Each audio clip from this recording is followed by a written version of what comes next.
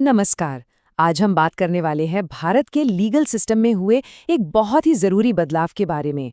एक ऐसा बदलाव जो हमारी न्याय व्यवस्था की एक बहुत पुरानी और बड़ी परेशानी को दूर करने की कोशिश कर रहा है। तो चलिए शुरुआत एक बहुत बड़े सवाल से करते हैं जो इस पूरे कानूनी बदलाव की जड़ में है। क्या सच में सिर्फ एक कागज का टुकड़ा हमारे कोर्ट में न्याय की रफ्तार को तेज कर सकता है? अच्छा, इस नए रूल को समझने से पहले ये समझना जरूरी है कि आखिर इसकी जरूरत पड़ी ही क्यों। और इसकी जड़ में है वो एक समस्या जिससे हम सब वाकिफ हैं, हमारे कोर्ट केसों की धीमी रफ्तार। देखिए, केस में देरी की एक बहुत बड़ी वजह है हमारे सिस्टम के अपने ही कायदे कानून।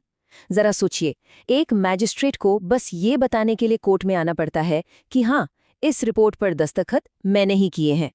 मतलब इतनी छोटी सी बात के लिए कोर्ट का कितना कीमती वक्त चला जाता है। तो इस परेशानी का हल क्या है? चलिए अब उस पर आते हैं। इसका हल दिया गया है नए भारतीय नागरिक सुरक्षा संहिता यानी BNSS में। और यह है एक ऐसा नियम है जो इस पूरी प्रक्रिया को आप कह सकते हैं बदलने का वादा करता है। इस नए नियम के सेंटर में है एक खास दस्तावेज। इसका नाम है शिनाख्त रिपोर्ट। अब ये होती क्या है? ये आप समझिए एक सरकारी रिपोर्ट है जो किसी केस से जुड़े इंसान या फिर किसी चीज की पहचान की पुष्टि करती है। और यहीं पर ये नया कानून सबसे बड़ा गेम चेंजर साबित होता है।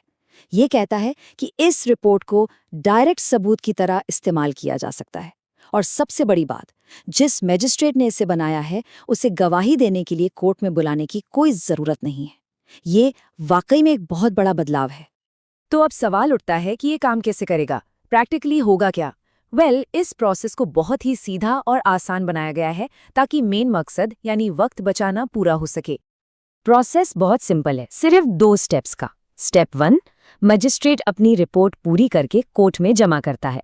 स्टेप 2, कोर्ट उस रिपोर्ट को सीधे सबूत मान लेती है। बस इतना ही। इससे जो मजिस्ट्रेट को बुलाने, उनकी गवाही लेने में जो सारा टाइम लगता था वो सब बच जाएगा। लेकिन रुकिए, एक सवाल दिमाग में जरूर आता होगा, सबूतों पर सवाल उठाने के अधिकार का क्या?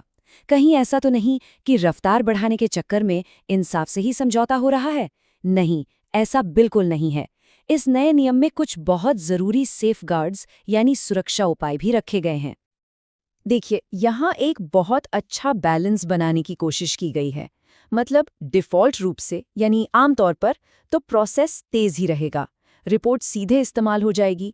लेकिन अगर किसी को भी लगता है कि ज़रूरत है तो मजिस्ट्रेट को बुलाकर उनसे सवाल जवाब करने का अधिकार पूरी तरह से सुरक्षित रखा गया है। सेक्शन 327(2) इस बारे में एकदम क्लियर है। कोर्ट को अगर ज़रूरी लगे तो वो खुद या फिर प्रोसिक्यूशन यानी सरकारी वकील या फिर अक्यूज्ड यानी जिस पर आरोप है, तीनों में से कोई भी एक एप्लीकेशन देकर मजिस्ट्रेट को बुला सकता है। मतलब साफ है, किसी का भी अधिकार छीना नहीं गया है। इतना ही नहीं, कानून में सेफ्टी की एक और लेयर जोड़ी गई है, ये पक्का करने के लिए कि इस शॉर्टकट की वजह से कोई भी कानूनी लूपहोल न बने या किसी के अधिकारों का नुकसान न हो। और वो लेयर ये है कि अगर उस रिपोर्ट में कोई ऐसा बयान है जिस पर सबूतों से जुड़े दूसरे सख्त कानून लागू होते हैं, जैसे कि भारतीय साक्ष्य अधिनियम, तो फिर वो सख्त कानून ही माने जाएंगे। सीधा सा मतलब ये है कि इस नए नियम का इस्तेमाल किसी दूसरे जरूरी कानून को बाईपास करने के लिए नहीं किया जा सकता। तो कुल मिलाकर जो सबसे ज़रूरी बात है वो ये है कि ये कानून एक साथ 2 मकसद पूरे करने की कोशिश कर रहा है, एफिशिएंसी और फेयरनेस, यानी तेजी भी और इंसाफ भी। एक तरफ प्रोसेस को आसान बनाकर कोर्ट का कीमती वक्त बचाया जा रहा है, तो दूसरी तरफ ये भी पक्का किया जा रहा है कि सवाल पूछने का जो अधिकार है वो बना रहे। तो हम कह सकते हैं कि सेक्शन 327 एक बहुत ही सोचा समझा मैकेनिज्म है। ये एक प्रैक्टिकल कोशिश है, तेज न्याय की जरूरत और एक फेयर ट्रायल के जो बुनियादी सिद्धांत हैं उनके बीच एक बैलेंस बनाने की। और ये हमें जुडिशियल रिफॉर्म की उस कभी ना खत्म होने वाली चुनौती पर लाकर छोड़ देता है।